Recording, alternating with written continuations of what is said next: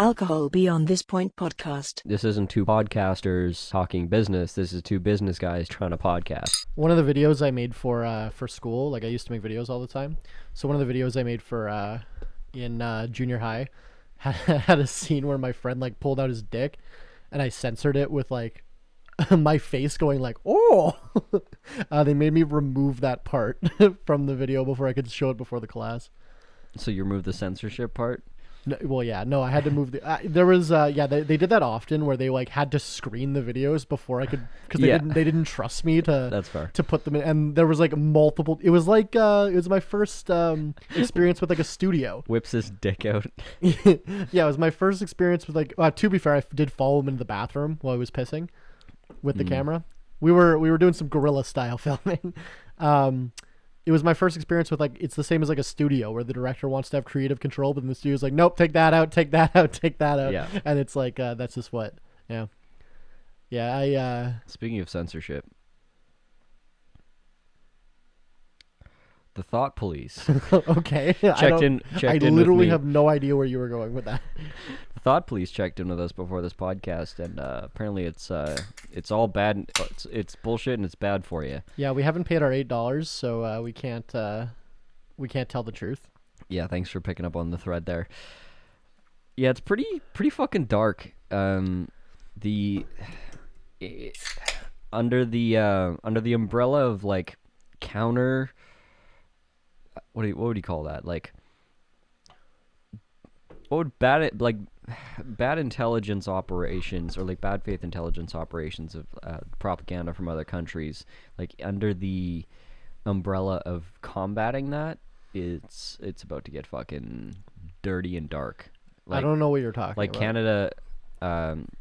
Canada's looking to now contract the NSA to basically put everybody on the list and start running all communications through the NSA, like Snowden outed, and it's like now a lot of this is coming up because of Twitter and other things, right? Because the deep roots of the government and oversight that are already in social media and bills that are being passed, that, as the one piece that I read was, the war on terror is over. Now it's the war on eyeballs, basically, where we're moving from the full might of the U.S. government used to be like waging wars overseas and like doing actual boots on the ground intelligence against like the Soviets and whatever, and then they just got distracted with like MK Ultra for a while, and then they got into counterterrorism, and then now the new boogeyman is literally everyone.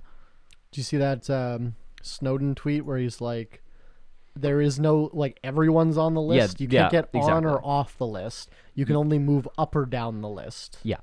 Everyone's on the list now. Yeah. And when, like, he's saying that, you're like, oh, shit.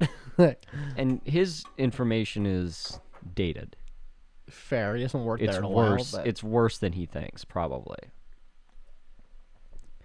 Like, the idea that Twitter is not full of CIA agents or, DHS or... what's the agent? ATF? AT&T? Yeah, it's... I don't even know what... Verizon? It's some agency that you don't even fucking hear of. It's like the Department of Energy being the most powerful agency in the world because they, like, control the nukes. Shit like that. By the way, this is Alcohol Beyond This Point, the podcast where we just go fucking ham and crazy and get on a list. We're trying to get to the top 1% of the list. Yeah, make sure you put Willows is my name and Tyler is his name on the top of the list, and put a little footnote in there that says it's episode 91, and also thank them for listening while you're at it. So what do you think about this Elon Musk Twitter acquisition thing? This is like new and exciting, happening 6 weeks ago after this episode was recorded. I think, well, obviously we've talked about it before. Yeah, I'm pretty Yeah, but this is the first episode we're recording where he's actually like now it's happened. It's happened, and he's implementing changes. Yeah. He's laying off 50% of the staff. He's completely eliminating. I don't think that's true. Yeah, I saw they did an interview with him today. Okay, so that's Bloomberg, news? like 10 minutes ago. Okay. He's firing 50% of the people, and he's completely eliminating. Twitter has a really liberal work from home policy. Yeah. He's getting rid of that entirely. You have to come to the office because Twitter has like a you can work from anywhere in the world program. Yeah. Where they'll like help you out and you can work in like whatever. He's getting rid of all that. He's like, you need to be in our office in California Monday morning or you're fucking fired. Nice. He's and he's just firing half the people to save money. Because you see these fucking TikToks where it's like the day in a life of a Twitter employee. And then they're just like, they don't do a fucking ounce of work. They're just like, I go to our cereal bar in the basement and with the latte machines and a private gym. And it's just like, what do these people do? Yeah, I think everyone could agree there's a ton of fat in the company because they haven't really ever had an incentive to not have that. Well, fucking Jack didn't care. Well, beyond that, I mean, like when you're a publicly traded company, it's like, it's not about...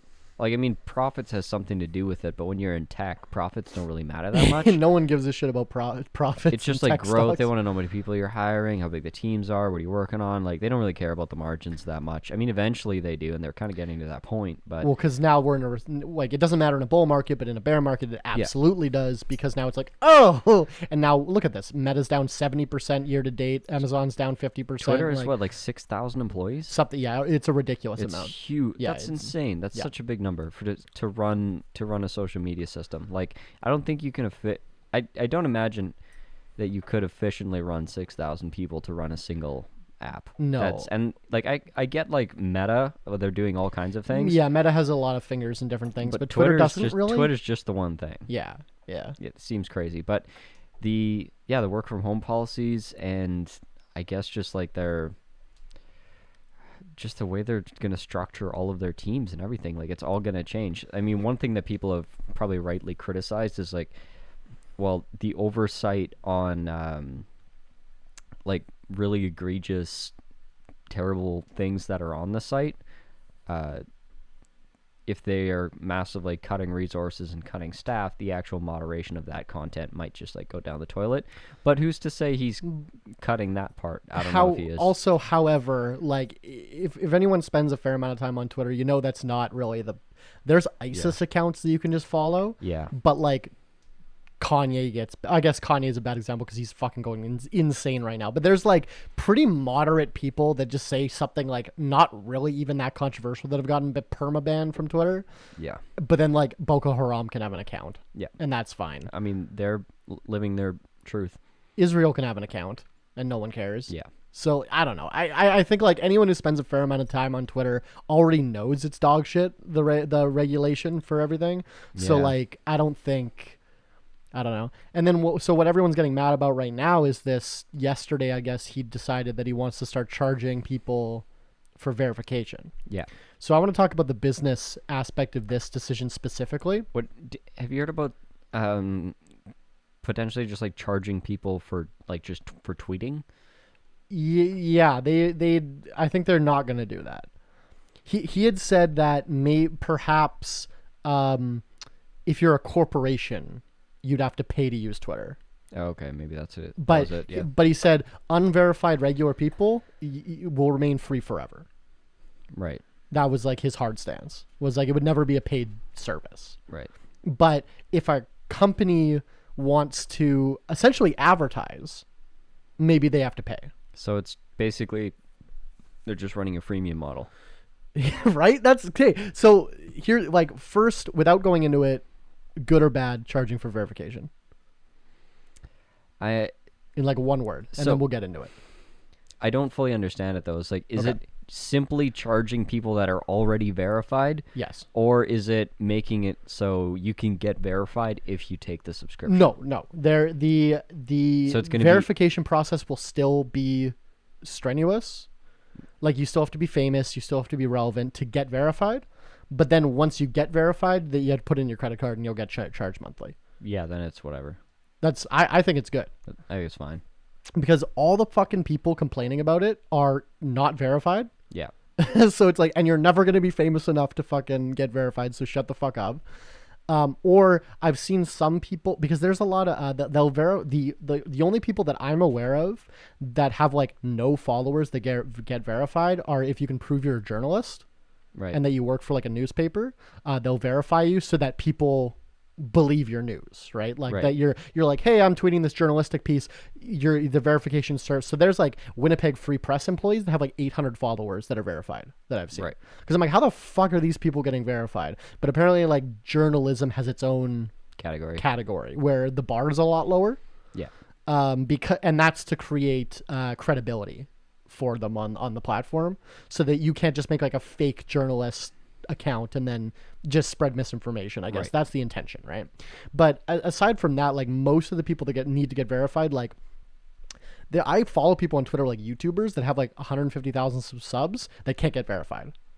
They'll like send an application and get denied because they're not famous enough. You need like articles this month, like 3 articles in 1 month written about you, and it needs to be like within a month. Like, I couldn't send them old articles to me. It needs to be like this month. Well, I think that's what like High Key Clout from Winnipeg here. That's one of the things they specialize in, is getting people verified. Yeah, because I think what you can do is you can kind of game the system. Well, yeah, obviously they've got the formula figured out, but it costs you a bunch of money. Yeah, and it's like you pay for a bunch of people to write articles about you, and like you can kind of game the system, but it's still expensive. Yeah, well, and a lot of people. It's a fuck of a lot more than $20 a month. And that's kind of what... No, and then he went down to 8 from 20. I thought it was 8 on top of 12, because the base subscription is 12.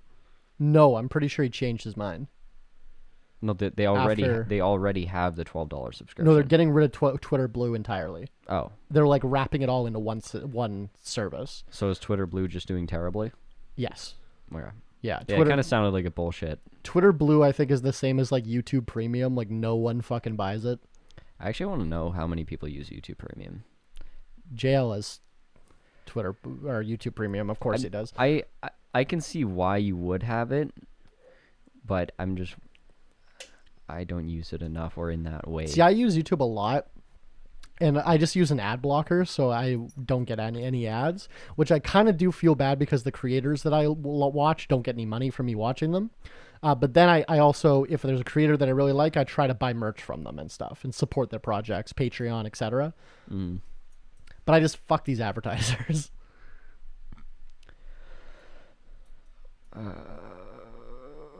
Wow. YouTube is 2.1 billion monthly active users. Sounds about right. As of this month. Sounds about right. That's a quarter of the world. That's fucked. Isn't that wild? One of the best Google acquisitions ever. Yeah.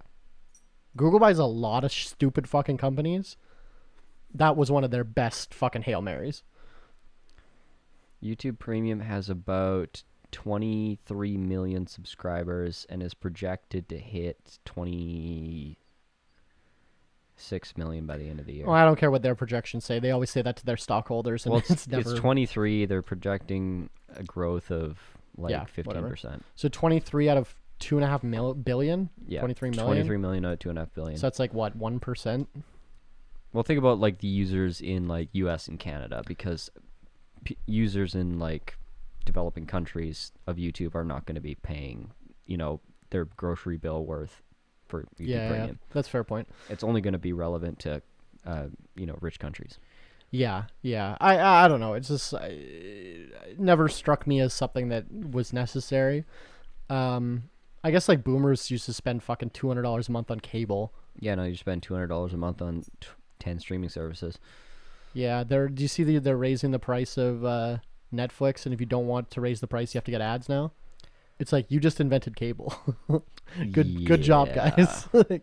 And apparently that's going to be a big issue because a number of the big production contracts or like big show contracts that they have and big movie contracts of some of the really popular stuff, it's stipulated that they are not going to be available in an ad-based program.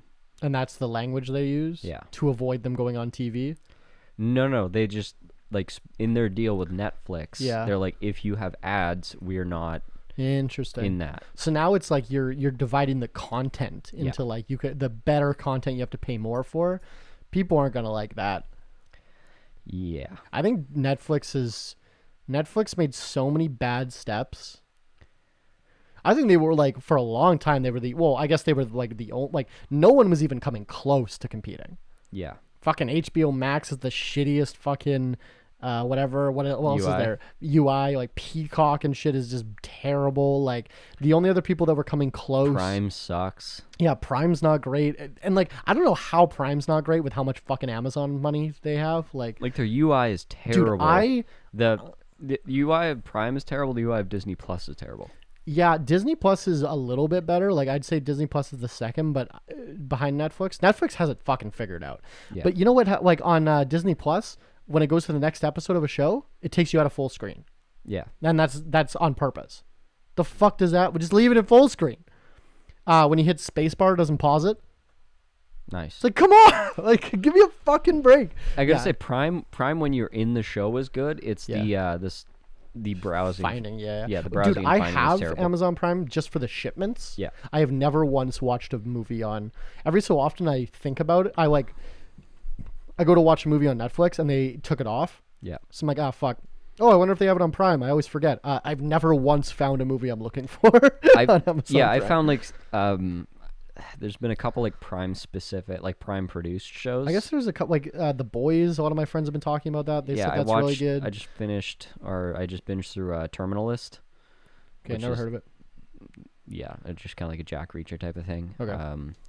Yeah, it was good. Like, and the autoplay was super fast. It was like it was sleek. And one of the things I really like about it while you're watching the video or the show or whatever, if you hit pause, it'll show up kind of like a in video menu that just shows up around the border, and it'll show you what the credits of it shows you music. like the IMDb pages, right, of the it'll show you the credit of any music that's playing at that second, and the IMDb's, or I guess like the profiles of any of the people that are in that scene. I've seen screenshots of that. That's cool. So that's cool technology. Yeah, I like that idea. Netflix should definitely do that. They're sleeping on that part. Dude, Netflix did like 10 years of innovating and then just fucking stopped. Well, now they spend all their money on production now. All their resources go into production. They do more production than any other company in the world. Yeah, any other company, not streaming service, company in the world. They put more money into movies than fucking Universal Movies does. Yeah. And then, and it paid off. Like, I mean, like, you look at fucking, like, 2021 Oscars. It's like, Netflix. It's like, oh, okay.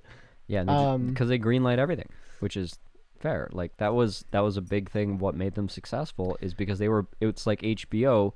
Same thing that made HBO successful is they were greenlighting stuff that was not getting touched by regular. Yeah. And then, because you couldn't put something like The Sopranos on fucking regular TV back then, right? Like, or like Game of Thrones. Like, I've never seen it, but people love it. But it's like, how many fucking tits and dicks are there in Game of Thrones? Like, a lot, right? So many. There's child murder and incest within the first 10 minutes of the show. Yeah, and you couldn't put that in name a thing. Yeah. CBS, right? Sorry, not child murder, just near attempted murder. So, but they've come up with like some of the best television shows ever made. Yeah. Because they don't have restrictions, right? And that was the same idea with Netflix. It was like, well, it's the internet, you can fucking put whatever you want on. Yeah. But I think they've fallen so behind, and I think they're just beholden to it's just that late stage capitalism thing where they've gotten so big, and they're just now.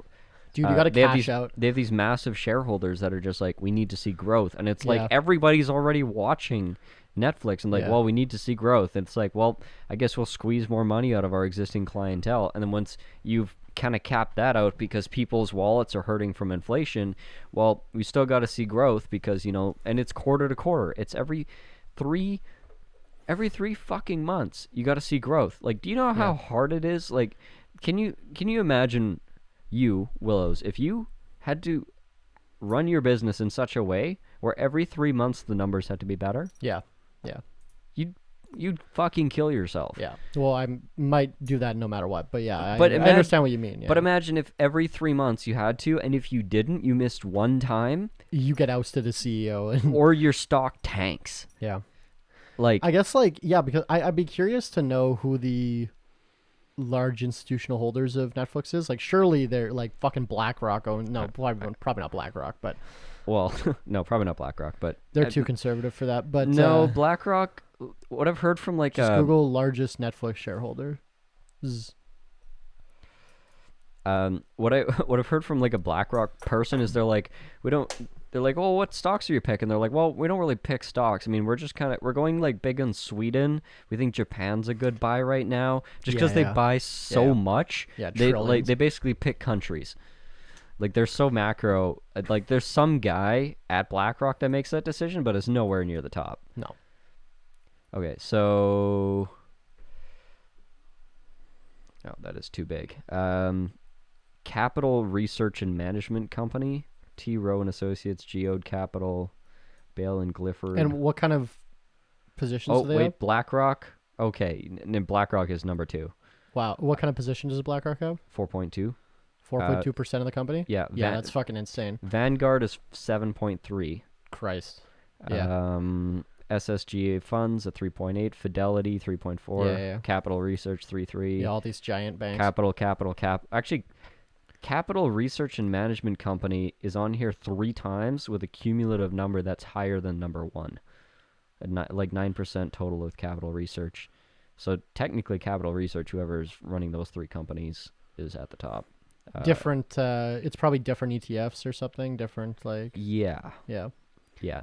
Sometimes they structure them weird. Yeah, cumulatively 9 of them. But yeah, so like big names, Vanguard, BlackRock, Fidelity, like big, giant investment banks own 5, 10, 7% of Netflix. Yeah. So yeah, that's not... BlackRock is just like up there with every single... It's funny because like I was like, oh, BlackRock's probably too conservative by a tech stock like that. That's so... No, they're in there. But yeah, man, I think Netflix is gonna go the way it'll be Netflix and... Netflix would go the way of HBO. It'll be Netflix and Blockbuster tweeting at each other. I don't think it'll be to that extreme. Like I said, I think they would go the way of HBO. HBO is Max as a streaming service though. Yeah, I know. Like it's still relevant, but it's not the big dog. HBO's making that new Game of Thrones show right now. Yeah. Right? They made new Game of Thrones and also the was it who's making the new Lord of the Rings show? That's Amazon. Okay. Yeah. Because I know because Jeff Bezos' kid, was 15, he was like, oh yeah, I just bought the rights for Lord of the Rings. And he was like, what are you going to do with it? And he's like, I think we're going to make a show. And he's like, if you fuck this up, I will disown you as my father and I will never talk to you again. Based. Yeah. Which is funny. But yeah, still haven't watched The Rings of Power, it's on my list. I just don't have a ton of time. I get an hour a week to relax. And I spend it watching Andor, so I'm big on the Disney just because I'm a big Star Wars fan. So I have Disney Plus, but I expense it to my corporation. Of course. So we have a corporate Disney Plus account, and we tell CRA that's like, oh, so we can play movies in the bar, which like definitely isn't legal. You need a CRTC license to like stream movies in public. Yeah. But that's how I justify it on my taxes. And then meanwhile, the company just pays for my fucking Disney Plus. But I have Disney Plus and I have Netflix, and I find myself watching more on Disney Plus than I do on Netflix. But I also pirate most of my movies that I watch. Like, it's funny because I pay for these streaming services. I try to watch the film on there, and if they're not on there, I'm like, nah, fuck it. Then I'll steal it. Well, yeah, but like, I'm trying to give you money. You're not going through the lists of like what's coming out. You're looking for specific things. Most of the times that I watch movies on Netflix, it's like, oh, I want to watch Scarface again, or I want to watch, something. It's like, which is not good. It's not meant for that. I guess not, but that's what It's not like this deep library of old movies. Correct. Yeah, but it's I'm not exactly their prime demographic. No. Like, I'm not watching. I wonder what the average... Surely people watch a lot of fucking Netflix. Yeah. Right? I wonder what the average like sit down time is. Let's find out. It's got to be out there somewhere. It's got to be like 2 or 3 hours a day. Average Netflix user screen time. Yeah.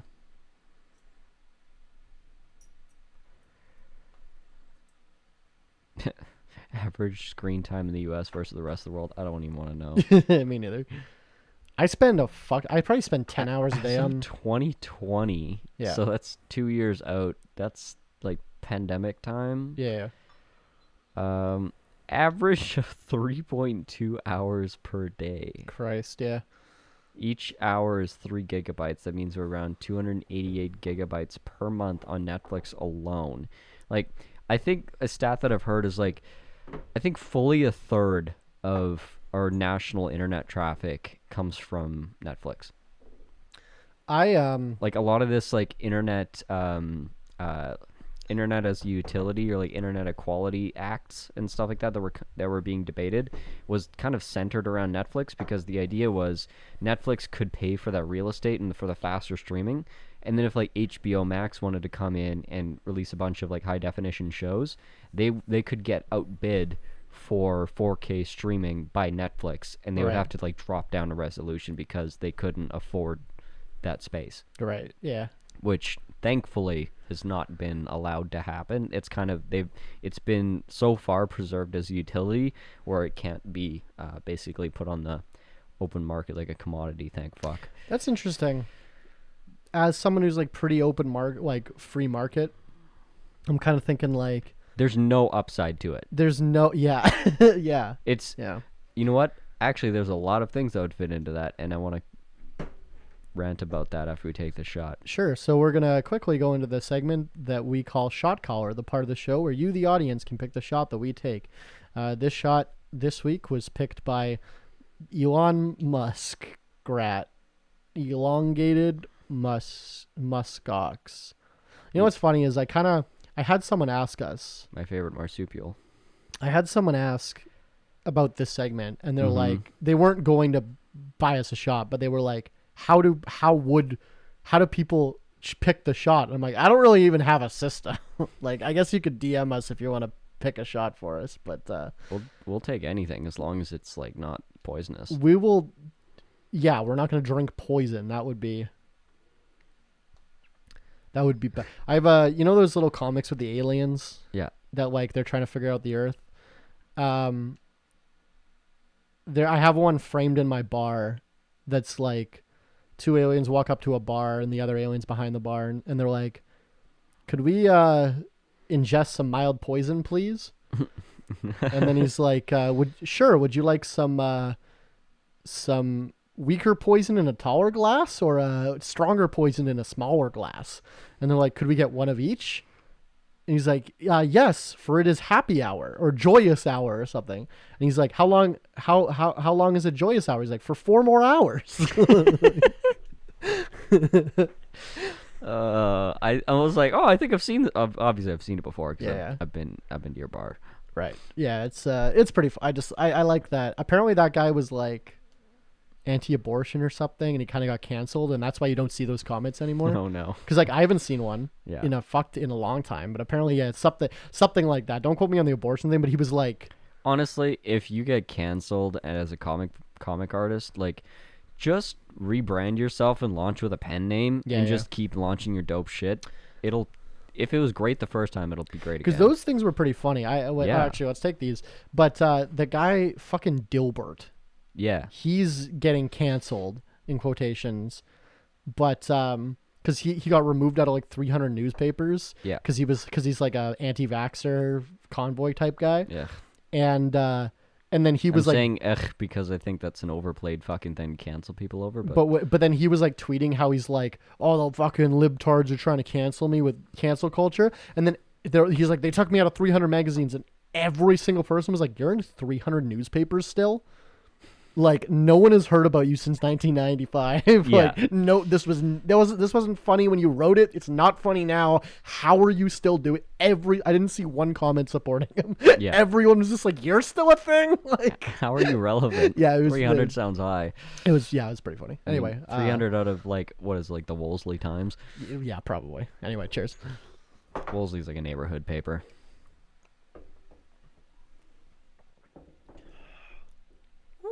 Thanks for not pouring that to the rim. I didn't want to. I'm not going to take less than you, and I didn't want to take a full shot. So this is not a good shooting, Rye. Or to be fair, that was an ounce. These are 2-ounce shot glasses. Yeah, that was an ounce shot. Yeah, when you fill these things to the rim with like a hard liquor, it's a gulp. Yeah, it's hard. It's like 2 swallows to get it down. And then it like fuck. I am still low key salty about your business partner giving me a shot. That's so funny. Yeah. Of NGS. So my business partner gave Tyler a shot of 95% alcohol. Not to like get me. He took 3 himself. Yeah, and then he was very drunk the entire night. Yeah, like a 2-ounce or an ounce and a half shot. What are those skeleton ones? Are those one? Yeah, they're definitely bigger than one. I think it was probably 1.5 ounces of 95% alcohol. So that's like taking like 4 shots, basically. Yeah, my stomach was like cramped. Like I felt like my left side was like trying to curl in for like 20 minutes. Like it hurt. And I drink straight liquor without a problem, and that hurt.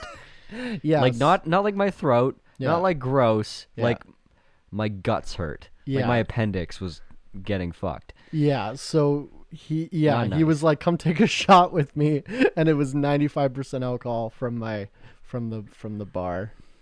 Yeah, I like as I tipped it back, I smelled it. Yeah. And I was like, it's too late at this It's point. also barely fit for human consumption. Yeah, it's barely food grade. We buy the lowest food grade because it's the only reason we have it is it gets mixed into like very, very little of it. Like we mix like a cup into a vat. Yeah. Just to get the alcohol percentage right. Yeah. Because and this is super common if you didn't know, every year fruit and grapes have different sugar content. Yeah. Wow. So when you ferment them, it comes to a different percentage. But how is the barefoot wine you drink on the shelf always the same alcohol percentage? Yeah. If it's over, they water it down. If it's under, they fortify it. Right. That's very, very common in the industry. Because you can't take water out easily. Can't take water. No, not legal. Not even legally. You can fractal distill, which it's sketchy as fuck. Yeah, I was gonna say. Then you get into distilling, which is an entirely different set of equipment and sketchy as fuck. When you're not, and it's gonna strip taste out of the wine, right? You don't do it. So that's why we have the NGS is to fortify wine if it's ever off. So I just have a tote of it, 95%. NGS is neutral grain spirit, and literally our supplier one time was like, we have stuff that tastes better that's been filtered like more times, and we're like, nah, it's fine. Like I'm not gonna spend the money. It's not worth it. Meanwhile, there's you guys in the back with the fucking running NGS through a Brita. Have you seen that trend of people running like cheap vodka through a Brita filter and it just tastes great? Yeah, it tastes like nothing. Exactly, it tastes like nothing. I guess you strip the fusel oils out of it. Yeah. Because that's that's how vodkas are distilled. The better tasting vodkas are just number one, filtered or not filtered, but distilled more times. Yeah. But more importantly, so when you're distilling, you do what's called cuts. So you break it into usually like 7 or 8 different cuts. So you cut A in this bucket, cut it B in this bucket, right? You like start switching them out. And the first cut you just dump entirely. Yeah. Because that's all methanol. Because that methanol, I guess, comes off first when you evaporates first. Evaporates first, and then you usually get the end one. You usually dump out as well. And this would be like batch brewing, not continuous distillation systems like big breweries have or big distilleries. No. This is how you do it. This is how distilling works. No, like but like if you had like a system like fucking Crown Royal has, that's just continuously distilling tens of thousands of gallons at a time. Yeah. Pulling the top off or the middle or whatever is not going to make a difference because it's like... No, they still have to do stuff like that. It's continuously... Well, maybe like the first little bit of like, maybe the first 100 liters of 50,000. No, when you do it bigger, you have to do it actually more. Because it's what you're distilling off is like these, like the fusel oil is what makes alcohol taste like alcohol. Like that's what makes it taste bad. So you have to get that stuff off, and then there's also toxins when you're distilling, like the methanol and whatnot. That's why there's the what do you call it? The stereotype of like going blind from drinking moonshine. Yeah, that's because. So fun fact: if you ever get methanol poisoning, the cure, ethanol. Yeah, so guzzle some vodka. They bind together and then keeps it out of your blood and you won't kill you. Yeah. Now, so a lot of home distillers, there probably is methanol, trace methanol in the vodka. But if they're only doing 100 liters, there's only, maybe a liter of methanol. And it's all mixed in with the ethanol, so it's fine. Yeah. When you start getting that stereotype is these big bootleggers that had 10,000 liter stills that are illegal. Yeah. Now, all of a sudden, instead of the first little bit being methanol, now it's the first 20 bottles are pure methanol. Yeah. Because it's all relative. It's all percentage based, right? So when you do these cuts, the beginning's called the heads, the end's called the tails, and you dump those. But Why? if you want higher quality spirits, you dump more. Right. But a lot of smaller companies especially don't do that because you need every dollar you can. It's very, very expensive. Now you're distilling because you're already taking, 1,000 liters of, barley and whatever, distilling it down to 200 liters. Yeah. And then you distill that again to get from 40 to, or for 50% to 80%, distill it again to 90%. You're getting 100 liters of vodka for 1,000 liters of base, right? Right. So for a lot of people, it's very expensive to do. So you need to take, or what a lot of people will do is take more of the worst tasting stuff on the either end to pad your margin to get more liters out of your yield. Right. So the worst tasting stuff would be sold at a lower price. Correct. But then it'll taste worse, but then you sell it for cheap vodka. Yeah. Right. So if you ever, that's the main reason. You always see on these fucking Ciroc labels, distilled 7 times. It's that doesn't really matter. What matters more is the cuts that you're doing. Right. Yeah, you can keep distilling it forever, the same batch. It's just going to do the same thing. You've already distilled it. Doesn't do anything more. You can boil boiled water, but if you capture all the steam, it's still the same water. It's still exactly the same. So yeah, it's there's a lot of that's buzzwords. chemistry. Yeah, there's a lot of buzzwords with advertising. It's been filtered this many times. It's okay, well, was it good product to begin with? Because you can filter shitty tasting stuff. It's you still can filter shitty. sewage. Yeah. And it's eventually drinkable. Yeah, you go, perfect, great. I want my sewage vodka today. Well, actually, your vodka was probably made with filtered sewage. Probably, honestly. That's if they were ethical. And then what will happen to small distilleries, as far as I know, is that they'll kind of go in this death spiral where they're not profiting enough. Yeah. So they try to get more yield, so it'll make their product worse. Right. And then and then they can sell it for less. Less people will buy it, and then you just keep doing that until you put yourself out of business. That's rough. Yeah. I guess you could do that with wine too. Presumably. Oh yeah. I could water down my wine 30%. You could water it down. You could age it poorly or not enough. Yeah. I used to do that. We used to push out wine that was aged for a month instead of a year. Yeah. Because I needed to sell it or I would go out of business. And now that I've been aging wine for I age most of my wines between 12 and 24 months typically, sometimes longer, usually around 18. Yeah. And boy, does that make a difference. Yeah, absolutely. It makes a huge difference. Especially Takes the edge off. 9 to 12 months, you really see a huge difference. Yeah. And then that, again, 12 to 16, you'll see a difference. Yeah. After that, it's marginal, but we'll taste it every month. And all the harshness that you get in homebrew wine, a lot of times just fucking let it age, buddy. Throw it in some bottles, throw it in a basement for a year, literally a year. Because wine can age in the bottle. Wine can age in the bottle, yeah. The reason why we use cork in bottles is because cork will let through some air. Yeah. And that's why we used it forever. Yeah. I don't know if they actually understood that process back in the day, but it just worked, and so they kept doing it. But it will age in the bottle. We do usually half stainless steel, half bottle, depending on if we need the tank space. Basically, if the wine can sit around for longer, we'll do it longer in tanks. But and then you could throw it in oak barrels, and that's a whole different thing. But whole different expensive thing. With alcohol, it's you gotta have patience. Yeah. It's the exact opposite of the tech industry. You need to move slowly and deliberately, and then you'll make good product. Yeah, and instead of getting all the money up front, you get the money in 2 years. And you have to front all the money. Which sucks because I started this business for $50. But wine's been around for how much longer than tech? A few years. Yeah, I think a few years. Yeah. When was the first? Well, I'd actually. When was the first tech? Can you Google this? Do you think the first bottle of wine ever was made before Twitter? Because Twitter was like what, 2010? I don't think I have to Google that. I think the first bottle of wine was at least 95. I think I heard of a 95 at this restaurant I was at the other day. Oh, okay, yeah. Also, that's another. Jesus fuck. If you ever like, I pity the fool that gets facts from our podcast. If you're ever trying to buy wine that's been aged like 50 years or something, the people that are flexing like super old wine are typically morons. Typically. Only about 5% of wine produced is made to be aged more than 3 years. Yeah. Most of that wine, I saw a video of like some billionaire with like a, like $1 million wine cabinet or whatever. And the journalist was like, we're going to crack these and like the station will reimburse you if we're like wasting wine. Every single one they cracked was vinegar. Fuck. Because of all these because they're not made to be aged. Yeah.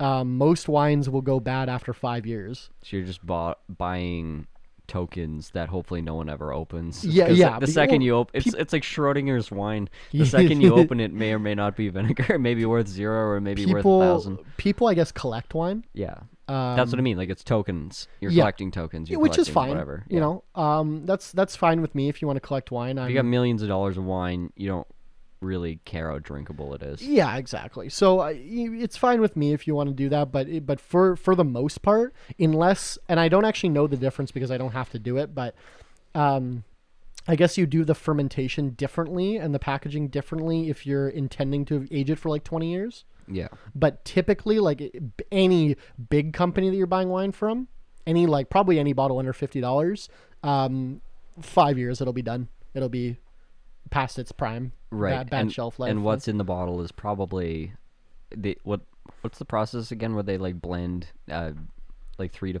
4 years together? 3 to 4 harvests or get blended it's called, together.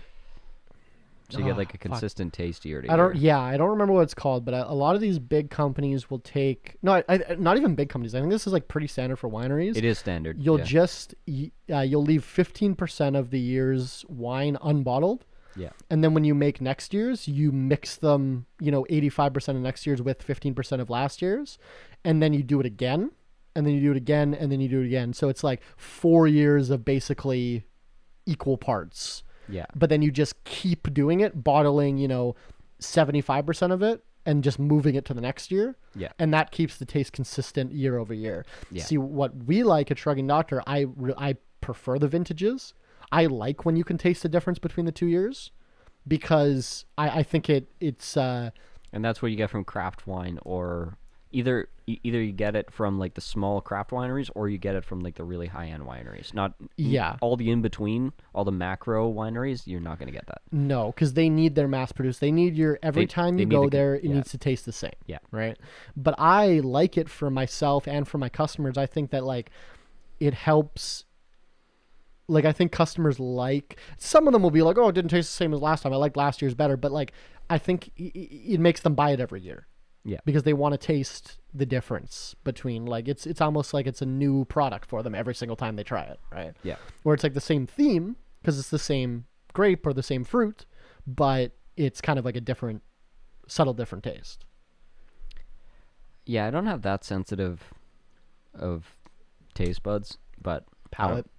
Yeah, of a palate. That's a sophisticated word. I consistently have to Google which is your food palate or wine palate and which is like your wood palate.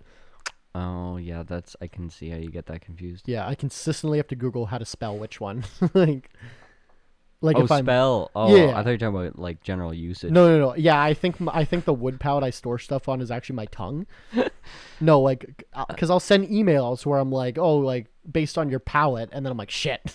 Like, I need this many palettes. Yeah, and then I need this many palettes. I'm like, fuck. And I always like, I send a customer like very unique challenges in your. Is it like I'll get a question like, is this wine gonna be too sweet? And I'm like, well, based on your palate, it's like, what would my wooden storage unit what does that have to do with what I taste wine? Have you gotten that response? No, I've never gotten that response. No, that's but too bad. I don't think any. No one's gonna be confused. If they thought it, they were too ashamed to share. Yeah, They're like, "What is he talking about? What? Pallets for?" He's like thinking at night. He's like looks at his backyard at a stack of pallets. He's like, "I don't see how this is relevant." One of my employees calls me the other day, while she was like loading up for a market, and she's like, "Did you put an ad up on Kijiji saying you're giving away pallets for free?" And I go, "No." And then she's like, "See?" She's like arguing with someone in my back lane. Nice. They're like, they're trying to take my pallets because we have a stack of pallets out behind the building. Yeah. So this guy's like taking them, and she's like, "Hey, what the fuck are you doing?" And they're like, "Oh, there's an ad up on Facebook Marketplace that says like, come grab free pallets." Yeah, because she's Gen Z and has a death wish. Because if you do that in Winnipeg, you might get fucking stabbed. I was happy that she like her first instinct was to like violently protect my property. Yeah, which I appreciate. Just on principle. But then I'm like, dude, let them take the pallets, like, because the pallets that we throw outside are like our backup ones. Yeah. Like, there's been times where I'm like, oh, okay, go get an outside pallet, but like any good ones we keep inside, and the shitty ones we throw out on the side because there's not enough room. Yeah. So like, and then I told Zach this, my business partner, and he was like, I'm like, oh yeah. Like I told him this exact story. He's like, oh, I pulled up the other day and I was like, oh, thank God someone stole those pallets finally, because they were getting pretty tall. So it's And you just put free pallet sign on, it'll be gone in a day. Yeah. Well, when we got our canning line, it was in a big ass crate, right? Yeah. Like a fucking probably what, like 10-foot long, 7 Yeah, feet. it was like an 8 by. It was 16. It was by taller than I 4. was. Like Yeah. It Yeah. was tall. because we went in it. Yeah. Right? Yeah. So it was a big crate. Some guy rolled up like 10 minutes after I threw it outside and started like fucking drilling it apart and taking it. And then like I walked outside and he's like, and I'm like, he's like, oh, I'm only gonna take this part. I'm like, no, please come back for the rest. Like, because like I can't throw it in my dumpster. Like, what am I supposed to fucking do with this? Yeah. And he did, and he made 3 trips and spent a total of like an hour and a half like drilling it like taking it apart to take it away. Wood's expensive, man. Dude, it's like OSB though. Yeah. It's like I'm like, this is not worth the effort. I don't know, whatever. OSB's like $80 a sheet. Okay, I don't know. Yeah. I had just spent $200,000 on the thing inside of the crate. Yeah. So I was like, whatever. Yeah, it doesn't matter. You're not. Yeah. What's happening to you, Willows? Not trying to make $80 on that OSB? Well, where would I sell it? Facebook? I don't know, on the street. What do you even use OSB for? You can't use it to like on a house or anything, right? Yeah, It's too weak. that's what OSBs are built. Really? That's what houses are built out of, is OSB. I thought, what's the difference between plywood and OSB? OSB is it's stronger. Is it? In a lot of ways? Like the way it's designed, it's like plywood is grain. Okay. OSB is strong in every direction. Okay. So it's like mechanically engineered for like sheeting houses. It's structurally the strongest thing that you sheet a house with, aside from like, steel and extra lumber. Okay. Well, it already had a bunch of fucking screw holes in it, and we like crowbar marks where we had pulled it apart. Yeah. And, So damaged OSB ain't worth shit. Like tongue and groove floor sheeting is it's like $100 a piece. Yeah. It's fucked. Still, or like has it come down, or is that like? It's maybe like 70. Because remember, it was like $300 a sheet there for a while. It wasn't that high. Okay, No. but like still. It went from like 16 to like 100. Yeah. Yeah. But it stayed up pretty high. I don't know what it is today. I haven't been in a Home Depot looking at what's lumber the lately. spot price of OSB? Honestly, very consequential. I have that on in my like the ticker. It's like gold, spot price, silver, OSB. Honestly, if you were investing in real estate, that would be one of the best tickers to have. One of the best like bellwethers. Yeah. If you looked at it kind of like on obviously not the day to day, but look at the trends of how expensive the lumber rate is. of change. Yeah. It would be very relevant. So after we took our shot and everyone on my rant, we're talking about free market of internet. Yeah. And so today after work, I worked like a full day at this house, and it's one of those less common circumstances where like the couple is living there. There's like an addition on the house and whatever, I'm working on the addition. And they are retired at this point. The husband's a city planner. The wife's a like CPA, I don't know, there's like 9 letters behind her name. Worked for a big accounting firm, worked all over Canada, Toronto, Vancouver, whatever, major markets. And she was an auditor and had big clients. So anyways, they invited me to like have a beer after work in the day and like come sit by the fire with them because they're like last fire of the year because it's supposed to snow tomorrow and it was 20 degrees today, so it's gorgeous Celsius. You American fucks. Sure. So I love you, you American fucks. yeah. So I had like a little brown jug beer, like 6.5% on an empty stomach, so I was getting a little buzzed, and they were asking me all these questions like. I don't know, we're getting into like my life story and whatever, and it's how it is when people are like, oh, so what did you do before this? And You're I'm just like, crying. I'm like, oh, I was in real estate, and they're like, what? And I'm like, well, and then I can't tell part of my life story without people asking a lot of questions because it's weird. Yeah. And you've had some interesting career trajectories. Yeah, and it always surprises people, especially when like my current thing doesn't relate to anything else. Yeah, I know you're a bonehead contractor. Exactly. Yeah. So, but the reason it kind of blew their mind is because they were like talking about the drama within their family of like, oh, they're like, we have this whole family owns a bunch of cabins in a small group, and like well, the one lot has 2 cabins for 2 separate families, but like they're looking at handing it down to the next generation, but like the next generation they can't like hand down 2 separate cabins because it's on one plot of land, so you can't divide that in 2. And they're like, well, how are we going to do that? And like we can't subdivide it because the lots aren't big enough for the bylaws to allow that subdivision to happen. And I'm like, well, you guys are all family, and I'm like, and you all own these lots, and you probably want to keep it as a family thing. And I'm like, why don't you just throw them all into a trust, add your next generation as beneficiaries, have yourselves as the primary beneficiaries, that eventually when you die it'll just like there won't be any inheritance tax, there won't be any land transfer fees. Land transfer fees are fucking killer. And I'm like, and the benefit of it is all your grandkids and the next generation can all be equal beneficiaries on this trust who have to make a decision by quorum. And like his brother looks at me, he's like, you're the towel guy? And he's like, what, does your family come from money or something? And I'm like, no, my family's broke as shit, opposite, dude. Yeah. That's funny. And that's how the conversation started. That's funny. So like I was giving them financial advice. That's a good line. To a CPA. Yeah, that's a good line. Wait, you're the tile guy? Yeah. Why are you here? Like, yeah, no, and funny. I'm advising the CPA on how to set up their family finances, which is hilarious. And she was like, oh, like dude, accountants are dumb. It was so funny. But anyways, we got to the point like by the end of our conversation, and I was telling stories about like the horrible fucking companies I worked for, the sociopaths, and like talked about the whole the scams I worked for and so on, and just it kind of got to that kind of inflective point of the conversation. It was like almost about to leave, and it's like, well, my biggest life lesson over the last 5 years is that if you really want to get ahead and be successful and be the big dog, you got to be willing to fuck over your friends, be cruel, and take everything that you can. That's what I'm trying to do with you. Right. And this woman, she's like offended.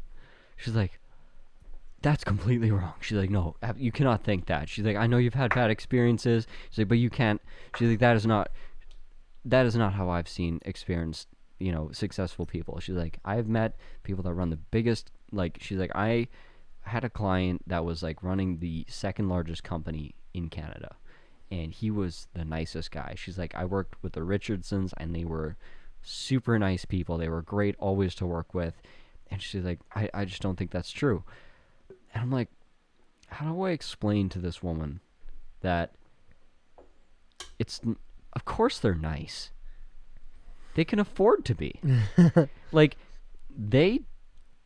all the shit that they did, or their family did, or their grandparents did, to put them in that position, they could afford to be nice their entire lives. They learned how to be nice their entire lives. That's all they've ever had to do and know is how to be nice and to be agreeable and be likable. That's their life. Of course you like them. Of course they're nice.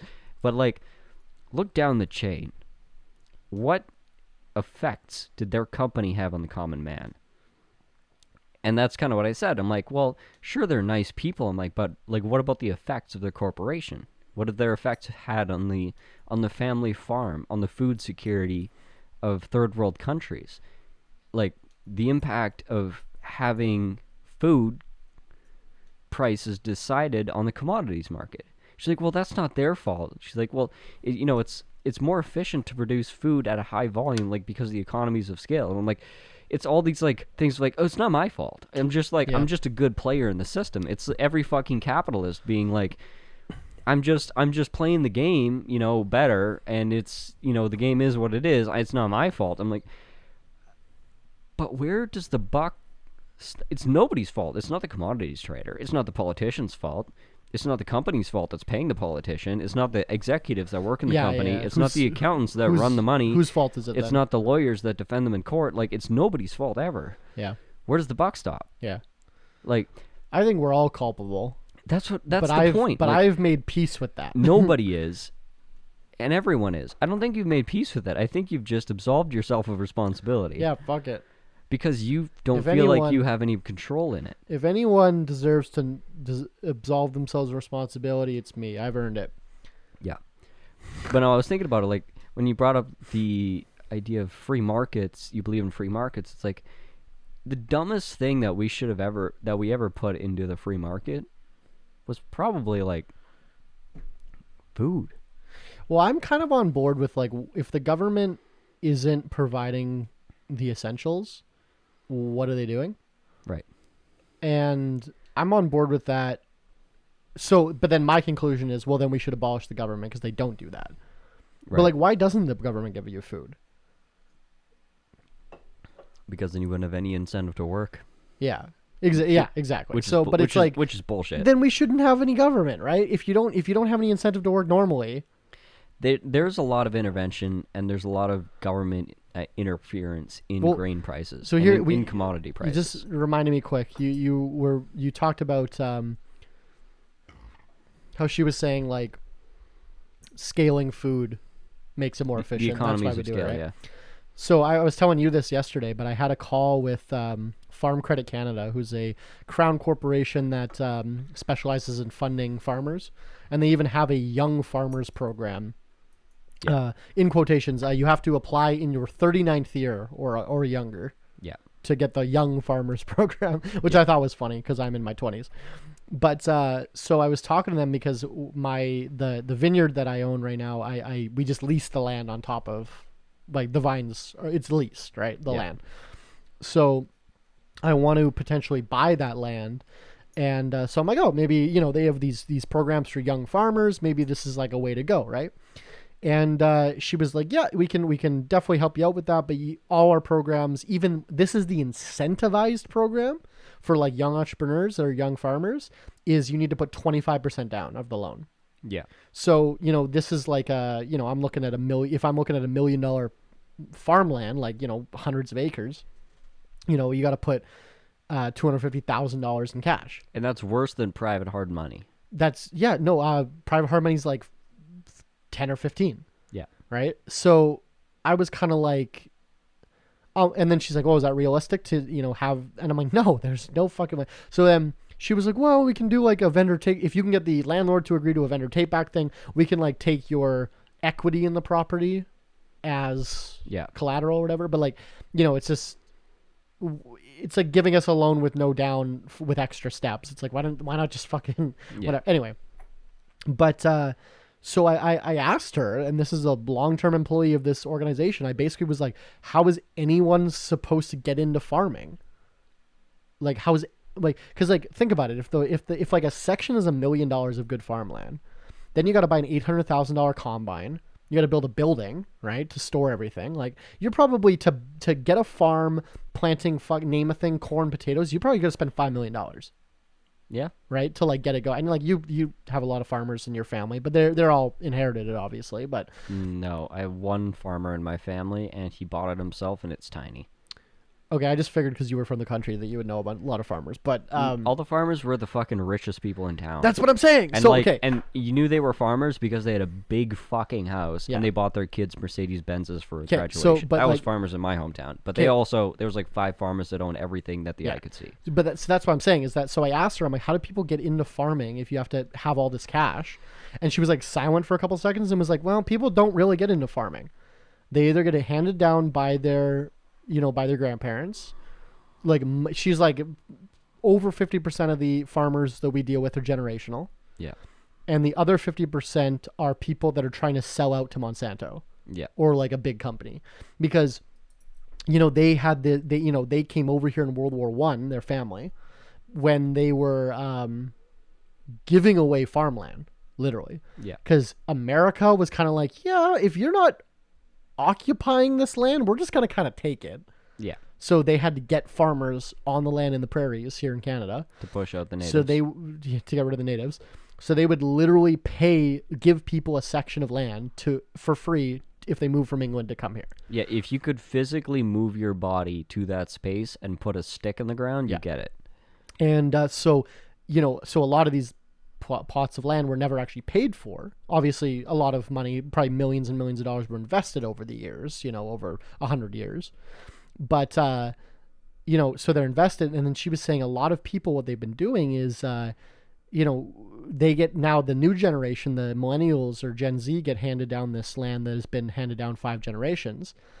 They're just now it's worth so much fucking money because real estate prices are 300% what they were 5 years ago, that a lot of these people are just refinancing and selling out, or one of each though, like either refinancing with the bank because now this property that I got inherited is now worth tens of millions of dollars. Yeah, take a mortgage against it and then go buy a house in the city or whatever. Buy a bunch of equipment. Yeah, and then buy your neighbor's land. Well, no, but she was saying what a lot of these people are doing is now that now it's worth so much, they just sell it out. Yeah, they sell it to Monsanto. Yeah, highest bidder. Bill Gates, or China, or China. Yeah, no, but literally. So she was like, those are basically. She's like, there's some outliers, but basically that's who we deal with is 50% generational people and 50% people trying to refinance to sell their land. Yeah. And I was like, because they're a government organization. Obviously, this isn't this woman's fault. Obvious, But I'm like, is this not like something the government thinks about? Like in 30 years, when one company owns the entire everything and you can't get anyone to be a farmer, they're going to be, I guarantee you, the prime minister in 2055 is going to be like, how come nobody wants to farm anymore? But I just 2 days ago had a phone call where I tried to buy a farm and they were like, yeah, give us $250,000 cash and you got it. Yeah. And then she was basically, and like, she's been very helpful through this entire process. It's all out of her control, but she basically led me to, she didn't say it, but she kind of led me to believe like, well, I'll be retired and have a pension by then. Like, doesn't really matter to me. Like, it is what it is. It's like every time I deal with our provincial insurance. But I'm like, dude, are they not thinking about this? No. Like, they're being paid to not think about it. Well, and they also think about next election. They don't think about right now, right? Yeah. But it's like, I just tried to get into farming and they were like, no. Because, and then she, it's funny because she was like optimistic when we first started the phone call because she knew I had a business partner, right? So she was like, yeah, like we're actually part of this young farmers thing. We're actually allowed to take part of your home equity in account for your down payment. So like you and your business partner would only have to, each of you, if you mortgaged $125,000 of each of your homes, then that's your down payment right there. Perfect, right? Mm-hmm. And I'm like, we don't have homes. And she was just like, oh. And then it was like much more dire after. Like then she like did not smile the rest of the conversation. Yeah, it's like people my age don't have homes. Yeah, dude, every bank that I have ever gone to for financing for my business, first question on the thing, how much is the value of your real estate? Yeah. Every single time. And like I have literally written on those things like, LOL, I'm a millennial. I was born in 1996. I don't need real estate. Like, what the fuck are you talking about? Like that's gotta change. Like, dude, Gen Z, like maybe our generation is probably the last that's ever going to be able to buy a home. Well, things can change. Well, I mean, if there's a communist revolution, then no one will be buying homes. No, we talked about it before. Like, the home values can't collapse because if home values collapse, there goes, like, the retirement wealth buildup of an entire generation. My friend just refinanced their mortgage, right? They went from $800 a month mortgage payment to $1,700 a month of mortgage payment just because of the interest. Why would they remortgage right now? Every 5 years, you have to. Why wouldn't they have done it sooner? They should have done it. I don't know. Did anyone think it was going to get this bad? I don't know. They should have done it a year ago. Yeah. Well. Okay, but the interest rates are not going to go down anytime soon. Not for another 2 years. So a lot of people are going to be forced to have to refinance at this rate, and it literally triples your fucking mortgage payment. Yeah, I can. And I was talking to my mortgage broker actually. Well, that's the intent, is to bankrupt a percentage of the people. But fun fact, bankruptcy rate is roughly equivalent to the interest rate. Yeah, because they want people unemployed and bankrupt, and then that brings inflation down. Well, they basically have to destroy the economy and consolidate wealth at the top, and then make people desperate again so they go back to work. So that Perfect. Companies become more profitable and lower their costs, therefore simulating growth and therefore fixing everything. So I told I was talking to my mortgage broker the other day.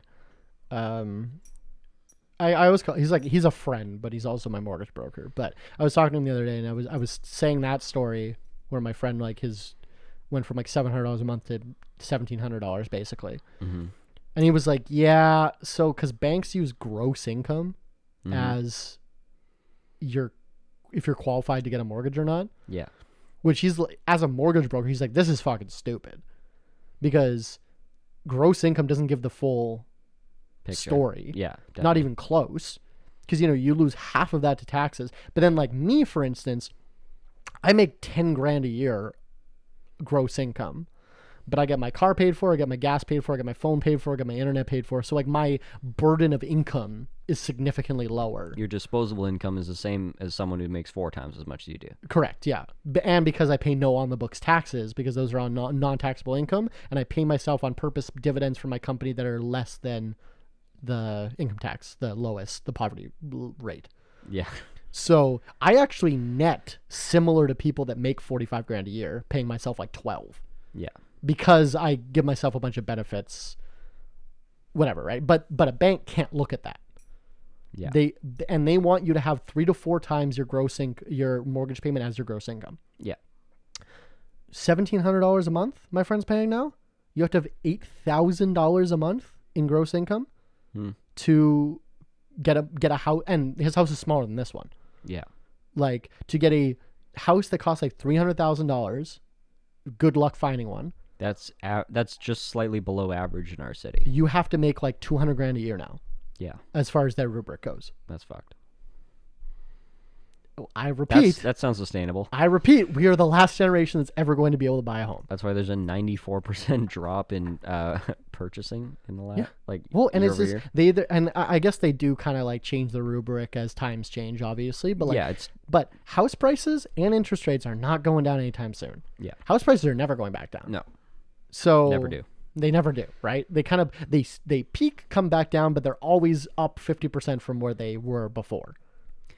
Yeah, and see, this entire conversation kind of gets into the weeds as to why there's debates on both sides of it.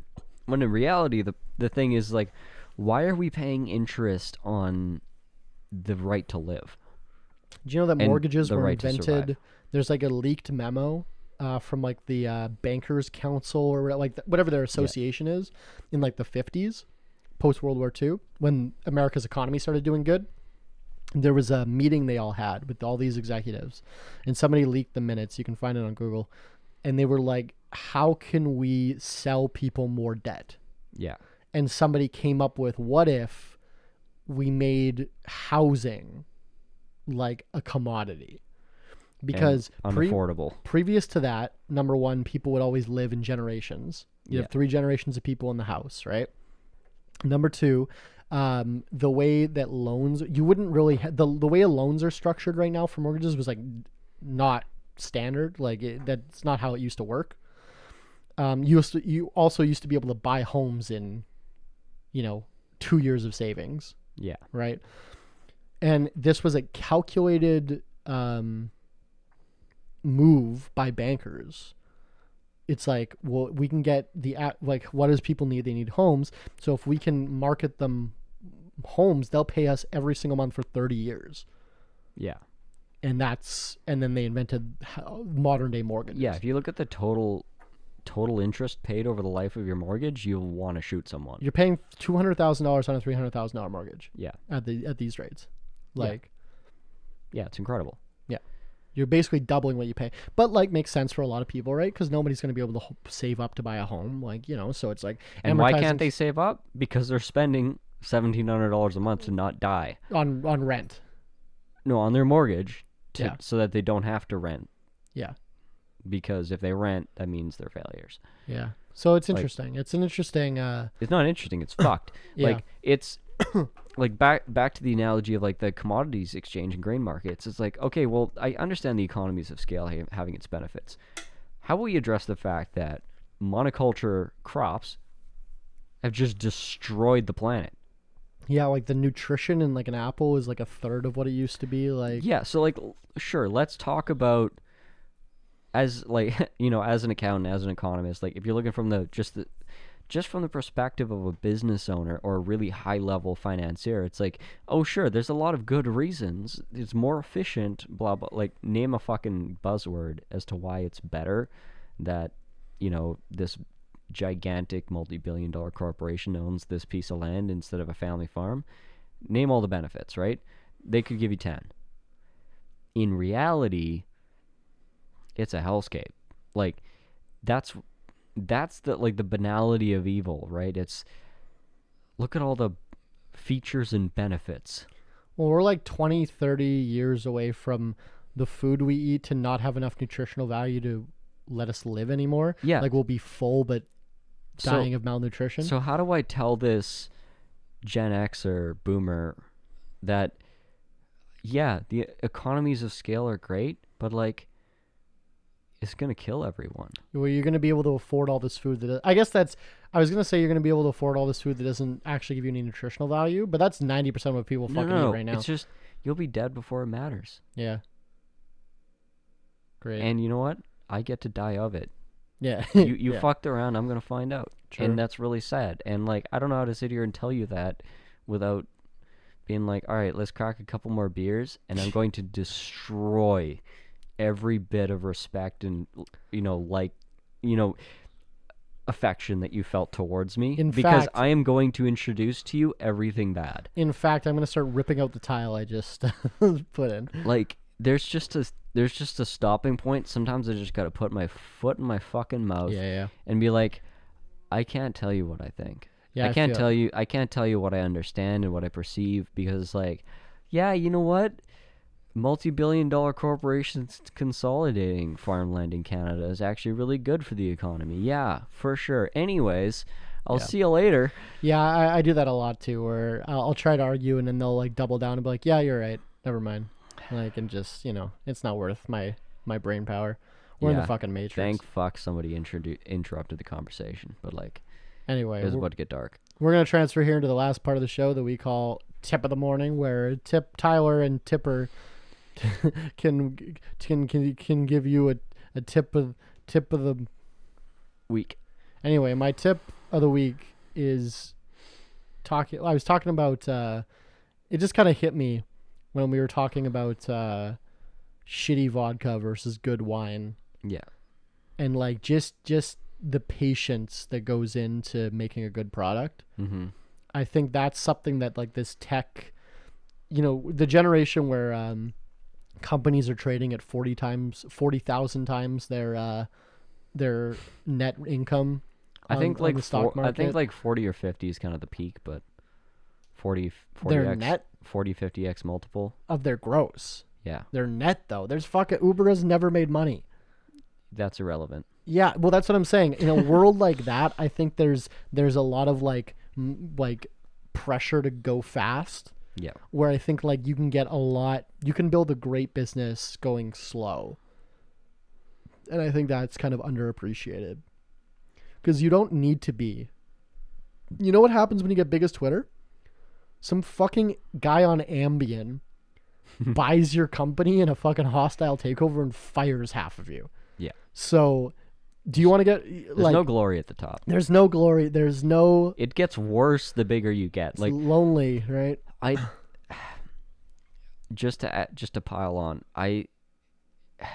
This is the problem with being someone that thinks a lot about things that I'm going to do versus someone that just does things and then reflects on them later after all the damage is done. Why'd you look at me like that when you said that? No reason. everything that is like, wow, this would be a great idea, and then you go through the steps of like scaling it and getting it big. It's like, oh, this is how big it has to be profitable. It's like, oh, it's ruined at that point. Yeah. Yeah. Like everything gets ruined with scale. Yeah. Either it gets ruined or you ruin somebody in order to preserve yourself to get bigger.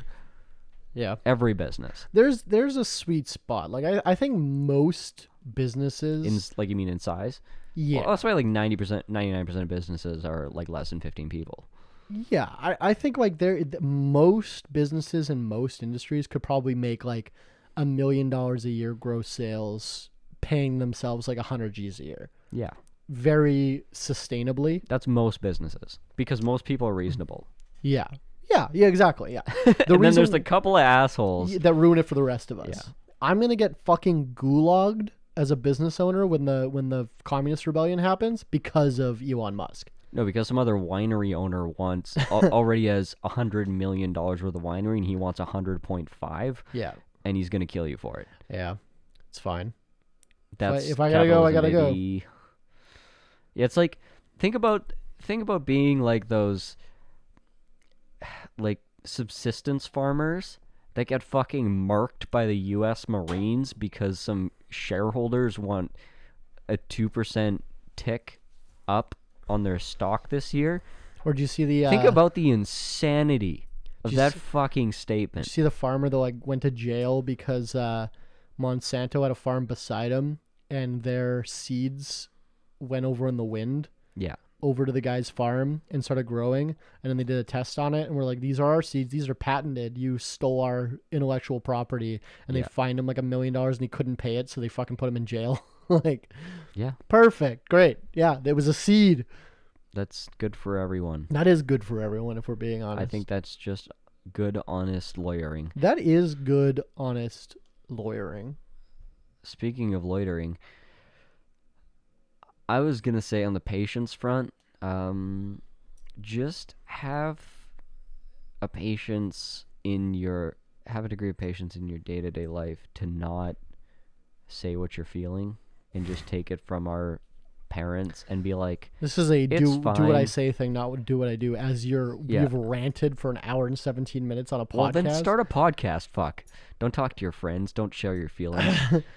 That's just a man tip. Man tip of the week. Don't share your feelings. Don't share your feelings, honestly. No. No. If you're just bullshit everyone. If you're someone that actually thinks about things and pays attention to things, like you want to talk about sports ball, talk about sports ball. Yeah. Sports ball's pretty good. Honestly, that's one of the smartest things is when you're in like high level circles of networking, whatever.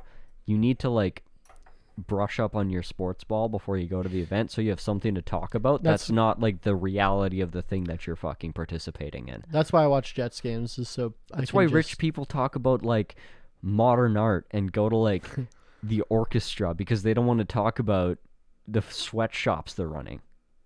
I don't think sweatshops are that bad. Like, those people need jobs. I mean, sweating, like, how is it any different than a sauna? That's good. What I'm saying. Those are good for people. It's good for your health, right? Especially for children. Well, yeah. Like, I think there's a lot of... I think there's a lot that children... You know how you, like, throw a child in a pool? Yeah. And they know how to swim? Yeah. I think that's the same thing with, especially if you, like, hold them under a little bit. No. I think this is serious. Like, I think we should be working them in sweatshops for the health benefits. On that note... What's your tip of the week? Just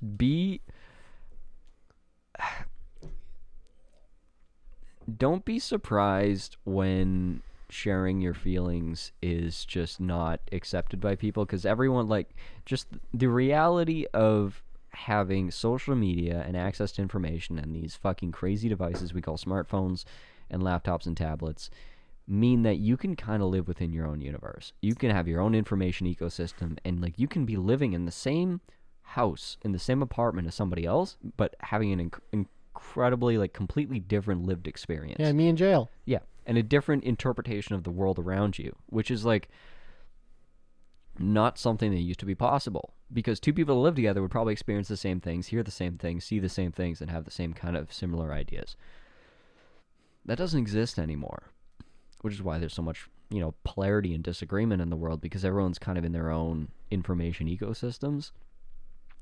And just be fucking careful about sharing what you've learned or what you've understood or what you found out or what you've seen or read in the world today, because there's probably a 0% chance that the person you're talking to is going to be able to relate to it. And it's a very hard way to have a conversation. So, I don't know. Watch some sports ball. Thanks Yeah. for listening to Cautionary tale. Alcohol Beyond This Point. This has been episode 91. Wow. You can find us wherever. How many guards are on each level? No more than 12. That's not that many. Anyway, thanks for listening. If you're new here, please comment underneath the video or the audio. I can't do it Spotify and YouTube are the only places that let me do a poll. Mm-hmm. But I want to know where you're listening from. That's great information for us. We really appreciate it. And if you can do that, and then also subscribe on any of the platforms you're on. If you can follow, rate 5 stars, or subscribe on YouTube, or rate on Apple Podcasts or Spotify, it really helps us out. Like that helps your organic reach if you get more like people rating and commenting and stuff. So engagement. If you want to engage, I would really appreciate it, and then I'll get engaged to you. Goodbye. Promise. And then you can remortgage your house for our farmland. Alcohol Beyond This Point podcast. This isn't two podcasters talking business. This is two business guys trying to podcast.